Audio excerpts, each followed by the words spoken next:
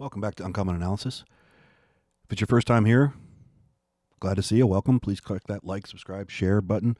Join our conversation. Happy to meet you. Glad you're here. And for our regular listeners, welcome back. Always glad to see you again.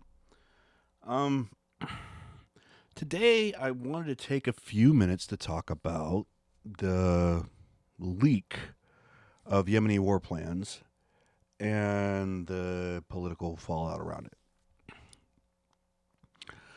I'll be honest, I haven't been following the story incredibly close. So this will probably be a very blush actual summation of what I know about it to the date was that one of the Atlantic reports claims that he was added to a signal channel talking about the attacks on Yemen.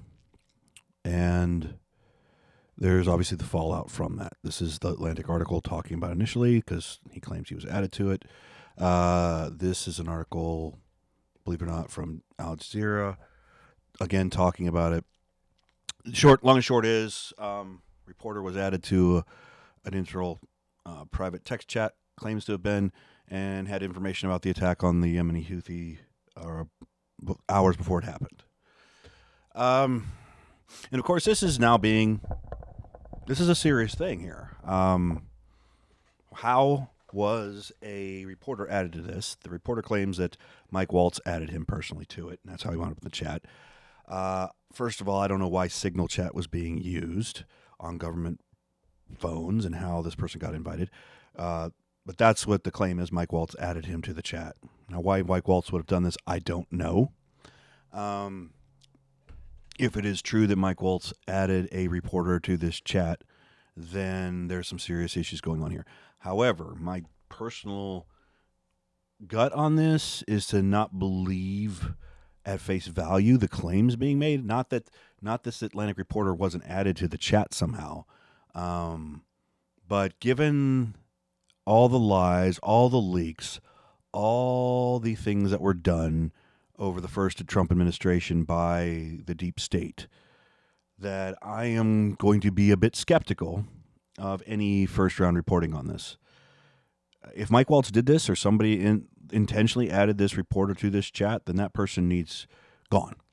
I will be happily call for the removal and every legal option pursued against them. However, if this is a case where the people involved in the chat really didn't even know this guy was on it, and someone else added them or leaked this information to them, which we know has been done before. We know the FBI was listening to Trump's campaign in 2016. We know this because it's been made public. They lied about it, of course, at the time. We knew they were spying on Trump. They know they lied about the Steele dossier and everything around that. They know they impeached him on lying crap that was not true. So I'm going to be, personally, I'm just going to be a bit skeptical that what's being reported so far is accurate. Not that the players are necessarily lying. I'm not accusing the Atlantic reporter of lying. They may be, but I'm not accusing him that. I'm not accusing him that he was not added to this chat and that his initial invitation didn't come from a Mike Walz. But I'm a bit dubious that Mike Walz didn't. If he did it, by all means, throw him out. It is a big breach. It is a big breach. I agree. It is a credible breach that our war plans were leaked. It's acceptable, but was it an active, engaged act by an individual, as has been claimed, or is this something deeper going on? I do not know.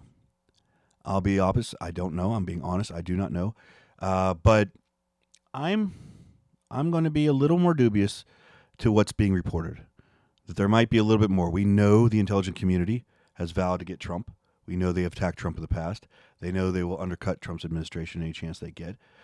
So we're going to see how this goes. But in terms of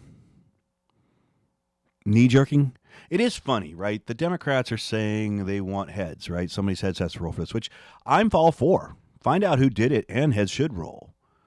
But these are the same people that were actively leaking things throughout the entire first Trump administration. Every chance they got in celebrating the people that leaked it. So color me a little bit jaundiced toward any Democrat thinking they're going to leverage this into a major political win. Yes, it should not have happened. If it does turn out that Mike Walz did invite this reporter to this group chat as a person, and he did do that, and they can prove like shadow he did do it, then by all means, he should get fired. And every other option should be made available. If it turns out that this was, something else going on, and it wasn't the people active in the chat that invited this reporter, and this reporter got access because of backdoors and other things being going on, then the people behind that need to be tracked down and hunted down. So we'll see. Other than that, I don't really have much to say on this. It obviously is a big deal. I'm not trying to diminish there's a leak. I'm not trying to say it's good that this information was made public. It isn't. And I'm not defending Mike Walz. If he did it, by all means, throw him out. Throw him out. Throw the book at him. Got no problem. I'm not going to go fall on my sword for somebody who does something stupid. And if he did that, then by all means, he needs gone. However, I'm also not naive enough to believe, as I've said, that I'm going to take this just at face value because this is what people are claiming.